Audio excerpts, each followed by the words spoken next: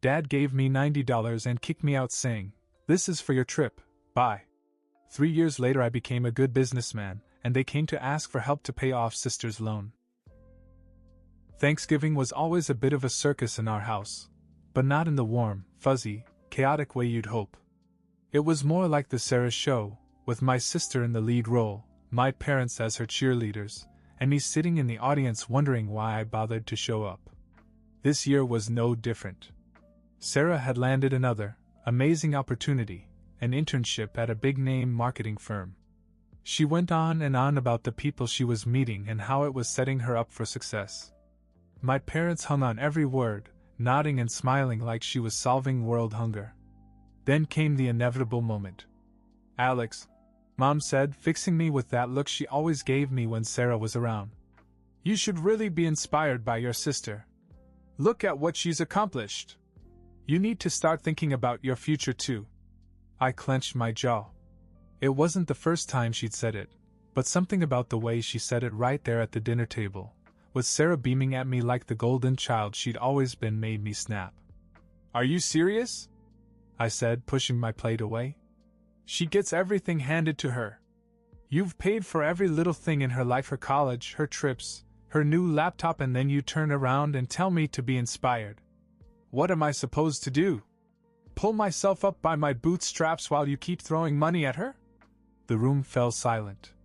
Dad put down his fork and looked at me with an expression I couldn't read at first. Then, without a word, he pulled out his wallet, rifled through it, and slapped a stack of bills on the table. "Here," he said, sliding it over to me. $90. That's for your trip. Bye." For a second I thought he was joking. "You're kidding, right?" I asked. "No," he said, shaking his head. "If you're so unhappy here, you can leave. There's the door." I looked at Mom, hoping she'd say something, anything, to stop him. But she didn't. She just sat there, staring at her plate. And Sarah? She wasn't even trying to hide her smirk. I stood up, my chair scraping the floor. "Fine," I said. "I'm done." I left the money on the table, went to my room, and started packing. I didn't take much, just some clothes, my laptop, and a few essentials. I could hear the muffled sounds of them talking downstairs, but no one came up to stop me. As I carried my bag out to the car, my dad didn't even look up from the TV. "Good luck out there," he said, as if I was just running an errand. I drove for hours that night, not really sure where I was going. I ended up at a gas station off the highway, parked in a corner of the lot, scrolling through my phone for jobs. That's when it hit me, they really didn't care. Not enough to stop me, not enough to check if I was okay. Nothing. I spent the next few days sleeping in my car, showering at gas stations, and eating the cheapest food I could find. Eventually I found a job at a motel that came with a small room as part of the deal. It wasn't glamorous, but it was a start. I tried calling home a few times in those first weeks, but every call went to voicemail. After a while, I stopped trying. That was the last time I saw or heard from them for 3 years. Living out of my car was humbling, to say the least. My savings were almost non-existent, and those first few weeks were a matter of survival. I quickly learned that gas station bathrooms weren't the worst places to clean up, and if you parked under a streetlight, you'd feel a little safer sleeping in your car. I also learned to stretch $10 for days. Ramen, bananas, and peanut butter were my staples. The motel job saved me. It wasn't glamorous, but they let me clean rooms for a small paycheck and a place to stay. The room was tiny and smelled of mold, but it had a bed, a shower, and a lock on the door. For the first time in weeks, I didn't feel like a hobo. I worked long hours cleaning up other people's messes, but at night I scrolled through online job boards. I told myself it was temporary. I wasn't going to spend my life scrubbing toilets and making beds. One day, while cleaning a guest room, I noticed a flyer for a local hardware store. They were looking for a stock clerk. I called the number on my lunch break, and 2 days later I was hired. The hardware store job paid better, and they didn't look at me like I was a charity case. My boss, Pete, was a gruff but fair guy who didn't care about my past or why I looked like I hadn't slept in months. He just wanted someone who could move boxes and show up on time. I worked there for almost a year. During that time, I learned everything I could about the products we sold: tools, cleaning supplies, housewares. I started to see patterns in what customers bought and how the store operated. It fascinated me. Pete noticed, too.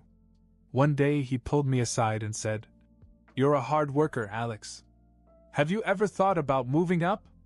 We could use someone on the sales floor who really knows their stuff." That was my first promotion. It wasn't much a bump in pay and the chance to talk to customers instead of just unloading loads, but it made me feel like I was finally getting somewhere. By my second year at the store, I'd saved enough to move out of the motel and into a small apartment. It wasn't much, but it was mine. I even bought a better car, a used Toyota Corolla that didn't look like it belonged in a junkyard. That's when the idea hit me. I'd spent so much time at the hardware store that I'd started to notice gaps in the market: products customers wanted that we didn't carry, or items that could be improved. What if I started my own company? It was a crazy thought, but once it took root, I couldn't shake it. I started small, selling household items online. I'd buy things wholesale, mark them up, and ship them myself. It wasn't glamorous, but it worked. Slowly but surely, my online store grew. By the time I hit 3 years on my own, I'd gone from barely scraping by to making enough to buy a small house. It wasn't a mansion, but it was mine. I didn't think much about my family during those years. Every now and then I wondered if they'd even noticed I was gone. But I never reached out to them again. I figured they were busy doting on Sarah, as usual. Then one day my phone rang. I didn't recognize the number, but something told me to answer it. "Hello?" I said. There was a pause, and then a voice I hadn't heard in 3 years. "Alex. It's Dad." For a moment I thought I must have misheard him. It was strange to hear his voice after so long. He sounded older, more tired. "I know it's been a while," he said. "But I need to talk to you. It's about Sarah." I remained silent, not sure what to say. He took that as permission to continue. "She's in trouble," he said. "Financial trouble. She borrowed money to buy a new car, one of those luxury ones, and now she can't make the payments. If she doesn't come up with the money soon, they're going to repossess it. And everything she's paid so far will be gone." I let his words hang in the air for a moment. "So?" I finally said. "She needs $20,000 to pay off the loan," he said, his voice almost pleading.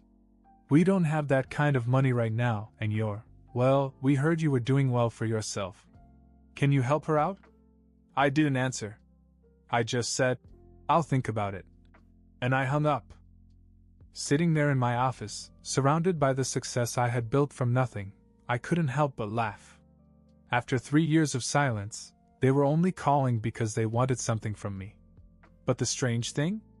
I didn't feel angry. I just felt done. After that phone call, I couldn't get it out of my mind. Not because I felt bad for Sarah, she'd made her choices, but because of how surreal it was. 3 years of nothing, and the first time I hear from them, they're asking for $20,000. It wasn't even a casual check-in or an apology. Just straight to the point. For a few days I debated what to do. Part of me wanted to ignore them, let them deal with the mess they'd made. But another part of me, the part that remembered how much it sucked to feel abandoned, thought maybe I should at least hear them out in person. So I decided to go. When I pulled up to the house in my car, a shiny black BMW I'd bought a few months earlier, it was like stepping into a time machine. The house hadn't changed a bit. The same chipped paint, the same overgrown lawn, even the same rusted basketball hoop hanging over the garage. I parked in the driveway, and as I climbed out, I saw the curtains in the living room move. Someone was looking out. When I got to the door, my mom opened it. "Alex," she said, like she wasn't sure it was really me. "Hi, Mom." She stepped aside to let me in, and for a moment we just stood awkwardly in the living room. The walls were still covered with family photos, most of them of Sarah. My dad was sitting on the couch, and when he saw me, he stood up. "Hey, Alex," he said, nodding as if we had just met last week. Hi, Dad. Then Sarah came in. She looked different. Still polished and put together, but there was something in her eyes that hadn't been there before. A kind of tension, like she wasn't used to being in a vulnerable position. Alex, she said, smiling like we were best friends. She came over and hugged me. I didn't hug her back. We all sat down in the living room, and for a few minutes no one said anything. Finally, my dad cleared his throat. Well, he began. We're glad you came. We weren't sure you would. I didn't say anything, just waited. Look, he continued. We explained everything on the phone, but to put it simply, Sarah's in trouble. She needs $20,000 to pay off her car loan. If she doesn't pay soon, the bank is going to repossess it, and all the money she's put into it so far will be wasted. It's not just the car, Sarah added. If they take it, I'll lose my job. I need the car for work. Right, I said. And you're asking me to help? They both nodded. Okay, I said. They looked stunned, as if they couldn't believe I would agree so easily. You'll help? Sarah asked, her voice almost hopeful. Yes, I said. I will help. But first I need to say a few things. The room fell silent again. You kicked me out, I said, looking directly at my father. You gave me $90 and told me to leave. Do you have any idea what that was like? I slept in my car. I showered at gas stations. I worked jobs nobody else wanted just to survive. And not once did any of you call or check up on me. Now, 3 years later, the first time I hear from you, it's because you want money. Do you realize how fucked up that is? No one said a word. Sarah looked down at her hands. My dad shifted uncomfortably. But you know what? I continued. I'm going to help you. Not because you deserve it, but because I don't want to be like you. I don't want to turn my back on people when they're struggling, even if they did it to me. Sarah started to say something, but I held up a hand to stop her. This is the last time, I said. After this, we're done. I won't be your safety net. I've moved on, and I don't want anything to do with you after this. They didn't try to argue. Maybe they knew I wasn't bluffing. I stood up, pulled out my phone, and transferred the money right there. It's done, I said, putting the phone back in my pocket. Good luck. And with that, I walked out the door. As I got into my car, I saw them watching me through the window. I could see the relief on Sarah's face, the guilt on my dad's, and the conflicted look on my mom's. But I felt nothing. As I drove away from that house for the second time, I knew it was different this time. There was no anger, no bitterness. Just closure. A week after I left their lives, I felt lighter. True to my word, I hadn't looked back. Helping them was the last chapter in a book I was ready to close. I threw myself back into my work and didn't think much about them. Then one night, as I was leaving my office, I found a thick envelope under the windshield wiper of my car. There was no return address, just my name scrawled on the front. I looked around, but the parking lot was empty. Curious, I slid into the driver's seat, opened the envelope, and pulled out a handwritten letter. It was from Sarah. Alex, it began. I know this may not mean much to you now, but I have to tell you the truth. The letter was long, and as I read it, my chest tightened. She admitted that she'd known about Dad kicking me out before it happened. She had overheard him talking to Mom about me and had kept quiet. She even admitted that she liked the idea of me leaving because it meant I wouldn't be around to challenge her perfect child status. I was selfish, she wrote. I thought if you were gone, I'd finally be enough for her. But I was wrong. They didn't idolize me because I was special. They idolized me because I made them feel good about themselves. The truth is, I'd been miserable for years trying to live up to an image they'd created for me. And when I couldn't keep up, I'd borrowed money to keep pretending. She explained that the car loan wasn't just for work, it was a desperate attempt to maintain the lifestyle they expected of her. The pressure had finally caught up with her. But the part that hit me hardest was near the end. I used to think you were the unlucky one, she wrote. But now I see it differently. You got out. You built something for yourself. You're free in a way that I'll never be. I envy you, Alex, and I'm sorry for everything. Not just for what I did, but for who I was. The letter ended with her phone number and a simple request. If you ever want to talk, I'm here. I know I don't deserve it, but I hope one day you can forgive me. I sat there for a long time, staring at the letter. I wasn't sure what to feel. Sarah had always been the golden child, the one who could do no wrong. I'd spent years resenting her for that. But now, for the first time, I saw her as human, flawed, struggling, and trapped in the same toxic dynamic I'd escaped.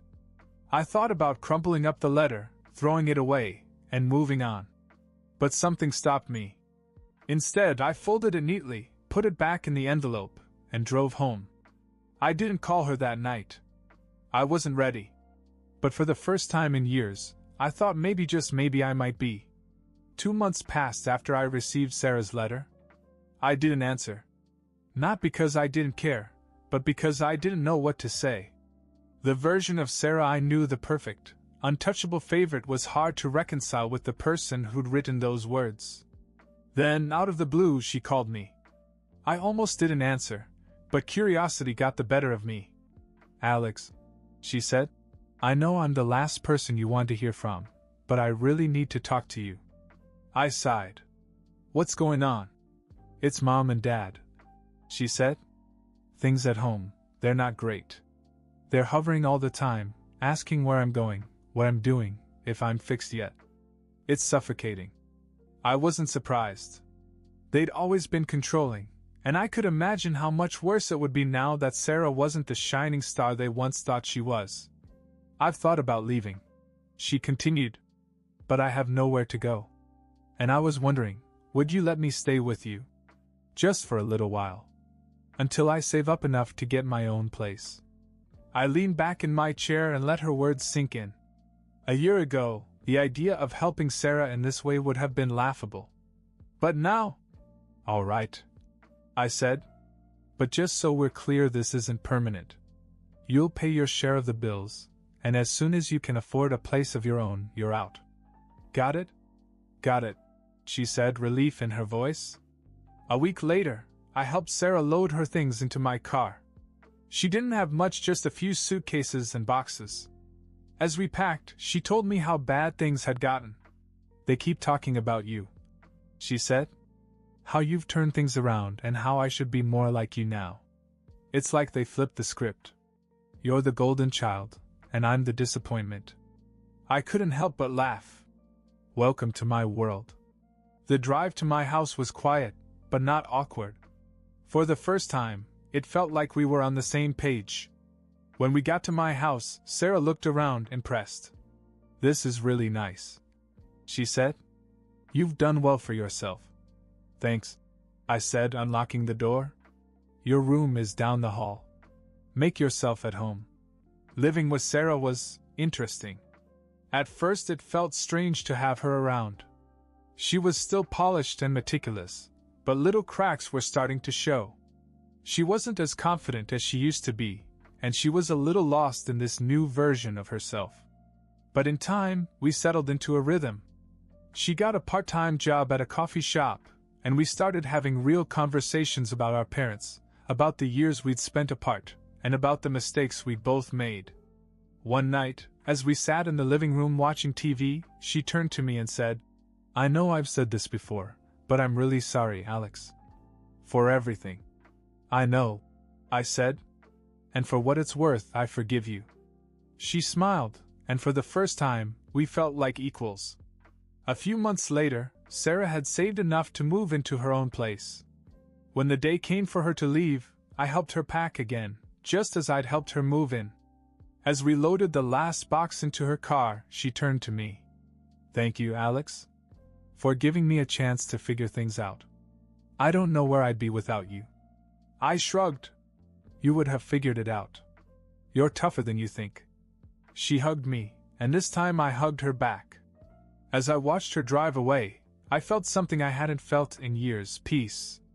We had both come a long way, and for the first time I wasn't angry or resentful. We weren't perfect, but we were family. And somehow that was enough.